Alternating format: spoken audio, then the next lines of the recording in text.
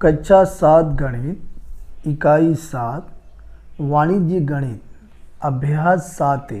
प्रश्न 1, निम्नांकित सारणी को अभ्यास पुस्तिका में उतारकर k का मान लिखिए।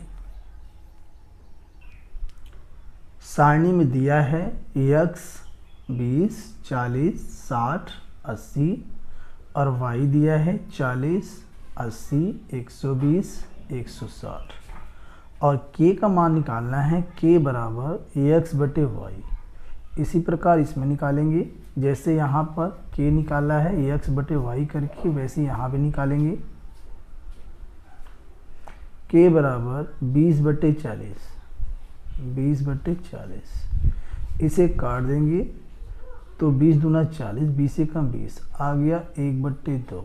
इसी प्रकार इसमें k बराबर 40 बटे 80 हो जाएगा, 40 बटे 80, 40 दूना 80 होता है, 40 से कम 40, 1 बटे 2, k का मान 1 बटे 2 आ गया। यहाँ भी k का मान 1 बटे 2 आ गया।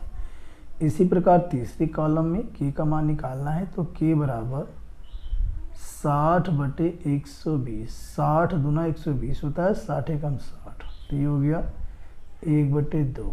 इसी प्रकार इसमें k का मान निकालेंगे 80 बटे 160, तो 80 कम 80 और 80 दूना 160, तो k का मान आ गया 1 बटे 2। इस प्रकार जो है यह प्रश्न कंप्लीट हो गया।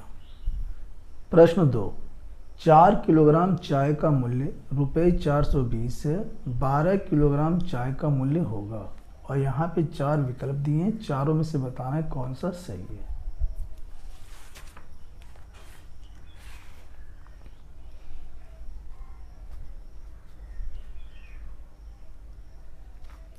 क्वेश्चन 2,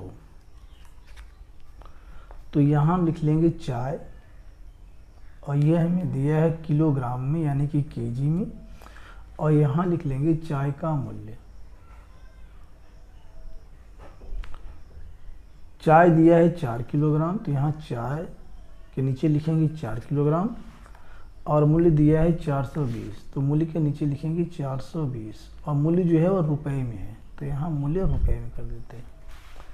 अब इसके बाद फिर दिया है 12 किलोग्राम चाय का मूल्य, तो चाय के नीचे लिखेंगे 12 किलोग्राम और ये मूल्य इसका मान लेंगे हम x। अब यहाँ पे हम क्या करेंगे, अनुलोम समानुपात बनाएंगे। अनुलोम समानुपात क्या होता है इसे समझ लेते हैं।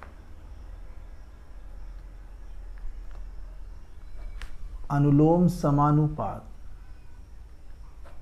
इसे अंग्रेजी में हम डायरेक्ट प्रोपोर्शन कहते हैं। Direct proportion.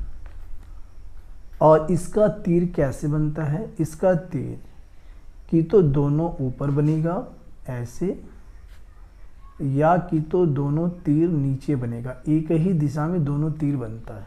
ठीक है, तो यहाँ पे ये जो 4 है, 4 से 12 बढ़ गया है, तो ये तीर जो है ये वृद्धि को दिखाता है, यानी 4 से 12 हुआ है। अब यहाँ पे 4 किलोग्राम चाय का मूल्य 420 रुपये है, तो 12 किलोग्राम चाय का मूल्य 420 रुपये से ज़्यादा होगा, ये तो कॉमन सेंस है। तो यहाँ पे क्या है, ये ऐसे तीर बनेगा, एक ही दिशा में दोनों तीर बने हैं। अब यहाँ पे हम बना लेंगे सबसे पहले 4, फिर अनुपात 12, फिर ये समानुपात का चिन्ह लग जाएगा, जो 4 बिंदु है समानुपात का चिन्ह है। फिर इसके बाद ये कम वाला 420, फिर ये ज़्यादा वाला x अनुपात में। अब इसके लिए फार्मूला होता है, क्या फार्मूला होता है, चूँकि बाह्य पदों का गुणनफल, बाह्य पदों का गुणनफल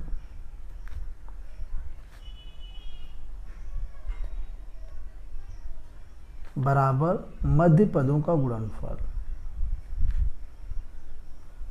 मध्य पदों का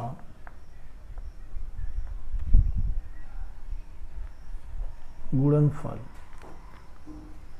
तो यहाँ पे बाह्य पद है यानी बाहर वाले 4 और x, तो 4 गुणा x हो जाएगा और यहाँ बराबर का चिन्ह। मध्य पद यानी बीच में 12 और 420, तो तो 12 गुणा 420।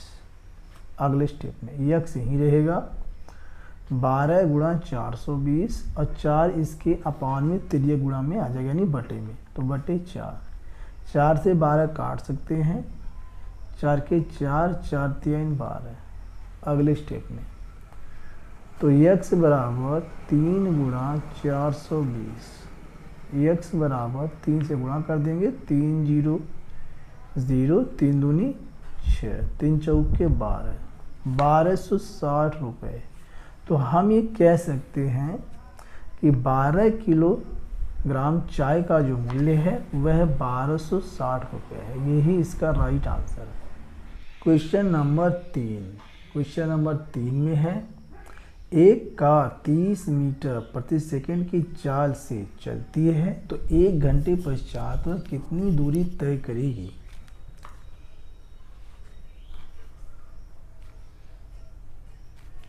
क्वेश्चन 3, यहाँ पे हमें दिया है एक कार की चाल,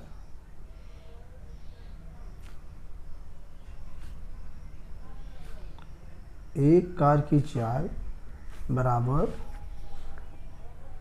30 मीटर प्रति सेकंड। तो इसे हम क्या करेंगे, किलोमीटर प्रति घंटा में बदल देंगे तो हमारा आंसर आ जाएगा। और किलोमीटर प्रति घंटा में बदलने के लिए इसमें हम 18/5 से गुणा कर देंगे। तो 30 गुणा 18/5, 5 से 1 कट सकता है, 5 का 5, 5 छक्के 30, तो 6 गुणा 18, 18 की 6 में गुणा करेंगे तो आ जाएगा 108। और ये हो गया किलोमीटर प्रति घंटा में चाल ये बदल गई। तो यहाँ हम कह सकते हैं, अतः 1 घंटे पश्चात 108 किलोमीटर की दूरी तय करेगी। यानी जो कार है 1 घंटे में 108 किलोमीटर जाएगी, और यही इसका राइट आंसर। प्रश्न 4, निम्नांकित अनुलोम समानुपाती सारणी में रिक्त स्थानों की पूर्ति अपनी अभ्यास पुस्तिका में कीजिए। तो इस प्रकार से सारणी दिया है, मजदूरों की संख्या यक्स 1 2, यहाँ पे खाली स्थान 4 5, मजदूरी रुपए में वाई दिया है बराबर 50, खाली स्थान 150 200 खाली स्थान। तो यहाँ पे दिया है कि जब एक मजदूर है तो उसे 50 रुपये मिलते हैं, ठीक है। जब यहाँ पे 2 मजदूर हो गए तो यानी कि जो 2 मजदूर हो गए तो यहाँ रुपए भी बढ़ जाएंगे, यानी कि 50 गुणा 2 कितना हो जाएगा 100। तो यहाँ पे हमको भरना है 100, यानी कि 100 रुपये। इसी प्रकार यहाँ 150 है, ये है 150 आया है 150। तो कैसे आया होगा कि 50 में 3 का गुणा किया है, तब 5 3 15 150। तो मजदूर कितने हैं 3, तो यहाँ हमको भरना है 3। इसी प्रकार यहाँ पे दिया है 4 मजदूर तो 200 रुपये। तो यहाँ चेक कर लेते हैं, 4 और 50 गुणा 4, 4 पंजे 20, 200 रुपये। अब यहाँ पे मजदूर 5 हो गए हैं, तो 5 50 गुणा 5, 5 0 0, 5 पंजे 25, 250। तो यहाँ भरा जाएगा 250 रुपये। और इस प्रकार जो है ये सारणी कंप्लीट हो गई। प्रश्न 5, 6 कलमों का मूल्य ₹24 है, 10 कलमों का मूल्य बताइए।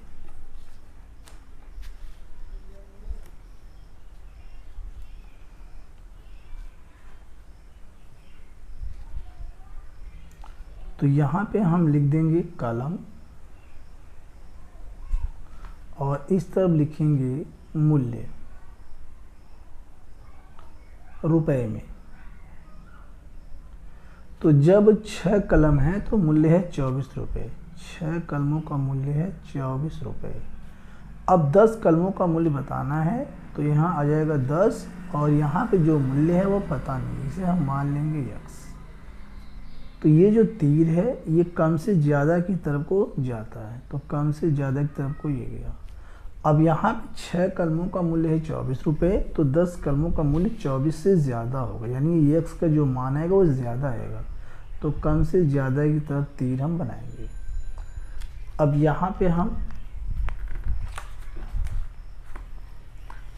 अनुलोम समानुपात का प्रयोग करते हुए सबसे पहले कम को रखेंगे 6, फिर रखेंगे ज़्यादा अनुपात 10, और ये समानुपात का चिन्ह, फिर कम है 24 अनुपात ज़्यादा है x। फार्मूला होता है बाह्य पदों का गुणनफल, बाह्य पदों का गुणनफल बराबर मध्य पदों का गुणनफल, मध्य पदों का गुणनफल। तो बाहरी पद हमारे क्या हैं 6 और x, तो 6 गुणा x हो गया बराबर मध्य पद, यानी कि ये बीच वाले पद, ये भी 6 और x को छोड़ के ये बीच वाले 10 और 24, तो 10 गुणा 24, x यहीं रहेगा, और 10 गुणा 24 के अपॉन में ये 6 तिरिया गुणा में 10 और 24 के बटे में आ जाएगा। तो 6 से भाग करेंगे 24 में काटेंगे, 6 कम 6, 6 चौक 24, तो x बराबर 10 और गुणा में ये 4, तो x बराबर 40। तो हम ये कह सकते हैं कि 10 कलमों का मूल्य 40 रुपये है। अतः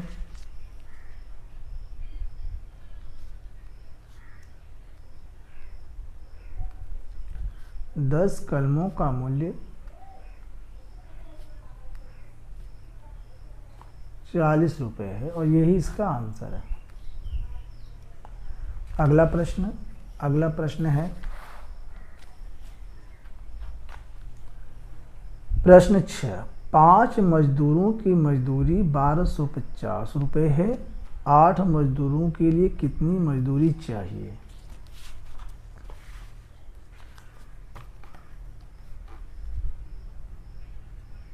क्वेश्चन 6।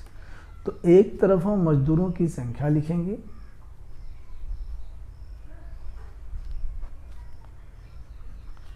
मजदूरों की संख्या, और दूसरी तरफ मजदूरी।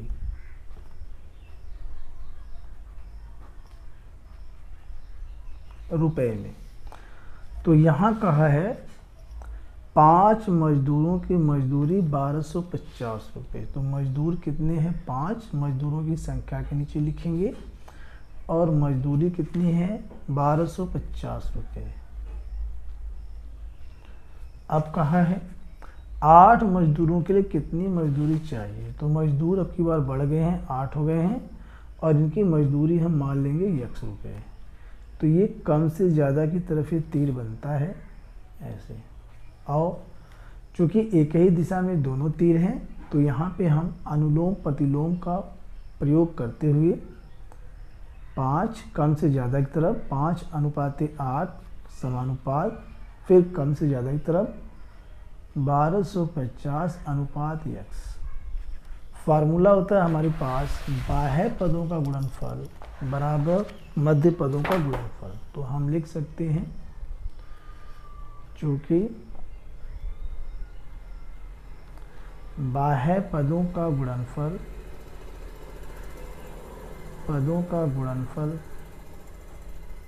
बराबर मध्य पदों का गुणनफल।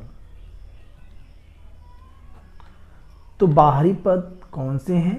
5 और x। तो ये हो जाएगा 5 गुणा x बराबर मध्य पद 8 और 1250 हैं, तो 8 गुणा 1250। अब x यहीं रहेगा, 8 गुणा 1250, और इसके बटे में तिरिय गुणा में 5 आ जाएगा। अब 5 से हम 1250 को काट सकते हैं। 5 दूनी 10, 2 बचेगा, 5 का भी 50 25 और ये 0। तो x बराबर 8 गुणा 250 गुणा कर देंगे।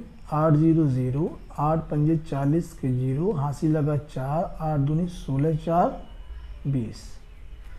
तो ये आ गया 2000। तो हम ही कह सकते हैं अतः 8 मजदूरों की मजदूरी रुपये 2000 है और यही इसका राइट आंसर है। बाकी क्वेश्चंस को नेक्स्ट पार्ट में सॉल्व करेंगे। Thanks for watching.